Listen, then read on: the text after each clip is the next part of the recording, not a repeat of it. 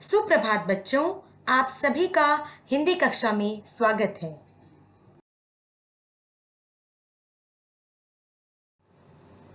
आज हम हमारी हिंदी पाठ्य पुस्तक आरना का पाठ 6 पढ़ेंगे।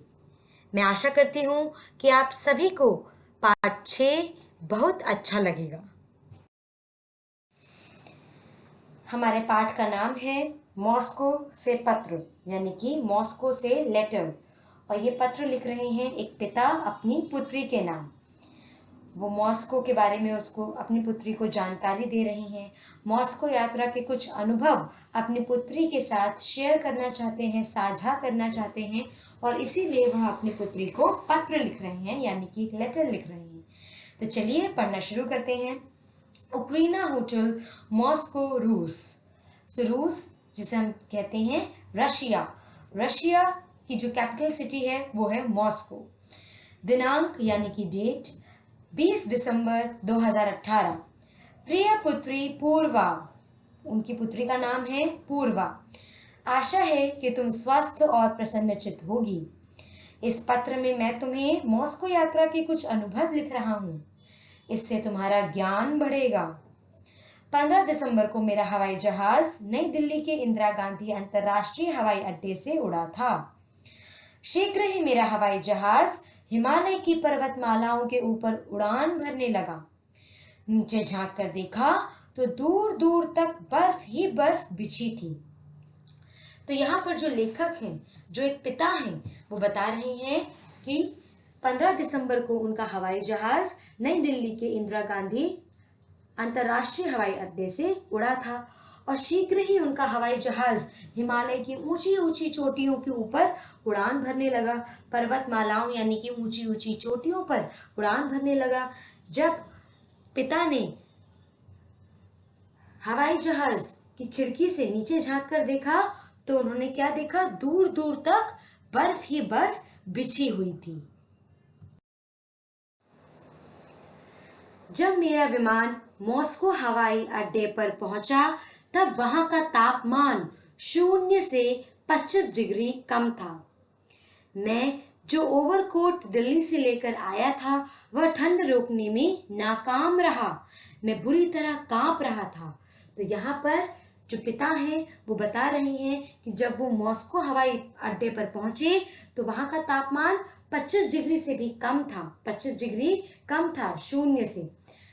जो ओवरकोट वो दिल्ली से लेकर आए थे वह ठंड बचाने में असफल रहा, नाकाम रहा, और इसी कारण वह बुरी तरह कांप रहे थे। पर जब मैं हवाई अड्डे से बाहर निकला तो मैंने पाया कि सड़कों पर खूब चहल पहल थी। सड़कों के किनारे के पेड़ बर्फ से ढके थे। दोनों ओर ऊंची ऊंची इमारतें थी। पटरियों पर लोग आ जा रहे थे। सभी ने भारी भरकम ओवरकोट, दस्ताने और फर के बूट पहने हुए थे। तो यहाँ पर वह एक पिता है, वो अपनी पुत्री को बता रही हैं कि मॉस्को का रहन सहन कैसा था, वहां पर कैसी इमारतें थी, लोग कैसे आ जा रहे थे और सभी लोगों ने क्या पहना हुआ था। इस सब की जानकारी वह पिता अपनी बेटी को दे रही हैं। हमारी कार एक विशाल होटल के आंगन में दाखिल हुई। उस समय दिन के 4 बज रहे थे, पर उस वक्त अंधेरा था। यहाँ मुझे बताया गया कि जाड़े में यहाँ अंधेरा दिन के 4 बजे से लेकर प्रातः 8 बजे तक रहता है। यानी कि मॉस्को में ठंड के समय, जाड़े यानी कि विंटर टाइम में, ठंड के समय में दिन के 4 बजे से सुबह के 8 बजे तक, यानी कि प्रातः 8 बजे तक अंधेरा रहता है। होटल का कमरा अंदर से गर्म था। वहां एक बूढ़ी महिला से भेंट हुई। उसने टूटी फूटी हिंदी में पूछा, क्या आप भारत से आए हैं? मेरे हाँ कहने पर वह प्रसन्नता से बोली, आप रविंद्रनाथ टैगोर के देश के रहने वाले हैं। आपसे मिलकर बहुत खुशी हुई। उसके मुख से यह सब सुनकर मुझे अपने देश भारत पर बहुत गर्व हुआ। कल मैं मॉस्को का एक स्कूल देखने गया। यहाँ स्कूलों के नाम नहीं होते, नंबर होते हैं। मैं स्कूल नंबर 215 में गया। मैंने वहां पाया कि स्कूल को साफ सुथरा रखने में बच्चे हाथ बटाते हैं। तो इस पूरे पत्र में जो पिता हैं वो पुत्री को बता रही हैं कि उनकी एक बूढ़ी महिला से भेंट हुई और उस महिला ने बहुत ही ज्यादा प्रसन्नता, बहुत ही ज्यादा खुशी प्रकट की जब उस महिला ने जाना कि जो लेखक हैं वो रविंद्रनाथ टैगोर के देश यानी कि भारत से हैं।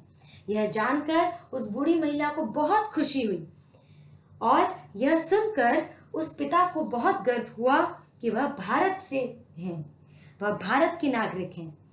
और जो पिता हैं वो मॉस्को के स्कूल देखने गए और वहां मॉस्को में स्कूलों के नाम नहीं होते, नंबर होते हैं। और जो लेखक हैं, जो पिता हैं, वो 215 स्कूल नंबर में गए। सारे स्कूल साफ सुथरे थे और स्कूल को साफ सुथरा रखने में बच्चे भी हाथ बटा रहे थे। स्कूल बहुत ही साफ सुथरा था, कहीं कोई कागज का टुकड़ा या छिलका नहीं था। स्कूल के आंगन में फूलों की क्यारियां भी बनी थी। कोई भी बच्चा फूलों को नहीं तोड़ता। मुझे बताया गया कि स्कूल में उन लोगों को अपने अनुभव बताने के लिए बुलाया जाता है जिन्होंने किसी न किसी क्षेत्र में शानदार सफलता प्राप्त की हो। इन लोगों में अंतरिक्ष यात्री, वैज्ञानिक, बड़े बड़े खिलाड़ी, अभिनेता, गायक आदि शामिल हैं। यहाँ मुझे यह भी बताया गया कि जाड़ा खत्म होने पर बर्फ पिघलने लगती है, धूप खिल जाती है तथा चारों ओर हरियाली छा जाती है। मॉस्को के बाहर बहुत जंगल हैं, बच्चे वनों में घूमते देखे जा सकते हैं। अभी मुझे यहाँ एक सप्ताह तक और ठहरना है। मैं लेनिनग्राद देखने भी जाऊंगा। अगले पत्र में वहाँ के बारे में लिखूंगा। तुम्हारा पिता, वेद प्रकाश। तो प्यारे बच्चों, आज हमने पढ़ा पाठ 6, मॉस्को से पत्र। मॉस्को कैपिटल सिटी है रूस की यानी कि रशिया की। इस पाठ को पत्र विधा में लिखा गया है यानी कि लेटर फॉर्मेट में लिखा गया है। इस पत्र को लिखा है एक पिता ने अपनी पुत्री के नाम। पुत्री का नाम है पूर्वा और इस पत्र में मॉस्को की यात्रा के सारे अनुभव एक पिता अपनी पुत्री के साथ साझा कर रहे हैं, शेयर कर रहे हैं एक पत्र के माध्यम से। पिता मॉस्को की सारी जानकारी अपनी पुत्री को दे रही हैं। जाड़े के वक्त यानी सर्दियों के वक्त वहाँ लोग कैसे कपड़े पहनते हैं, क्या क्या पहनते हैं, वहाँ का तापमान 0 यानी कि 0 से भी 25 डिग्री कम होता है। ओवरकोट जो वो दिल्ली से लेकर आए थे वह ठंड रोकने में नाकाम रहा था, असफल रहा था और इसीलिए वह ठंड से कांपने लगे थे। वहाँ स्कूलों के नाम नहीं होते, स्कूल नंबर के हिसाब से होते हैं, नंबर के अनुसार होते हैं। और लेखक यानी कि जो पिता हैं वह 215 स्कूल नंबर में घूमने गए थे।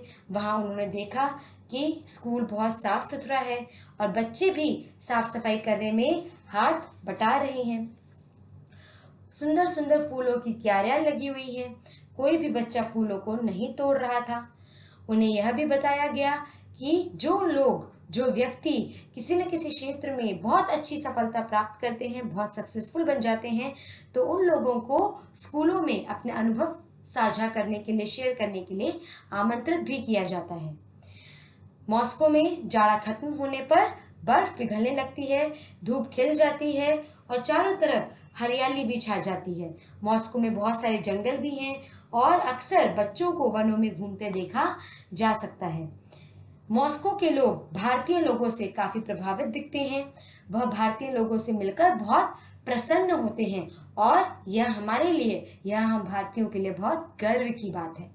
तो इतनी सारी बातें जानी हमने इस पाठ 6 मॉस्को के पत्र से। मैं उम्मीद करती हूँ कि आपको यह पाठ अच्छे से समझ में आया होगा। अब हम इस पाठ के कठिन शब्द करेंगे और वाक्य बनाव करेंगे जो आप अपनी हिंदी की नोटबुक में यानी कि कॉपी में सुंदर लेखनी में करेंगे। मैं आपको मिलूंगी अगली कक्षा में। तब तक पढ़ते रहिए और अपना ध्यान रखिए। धन्यवाद।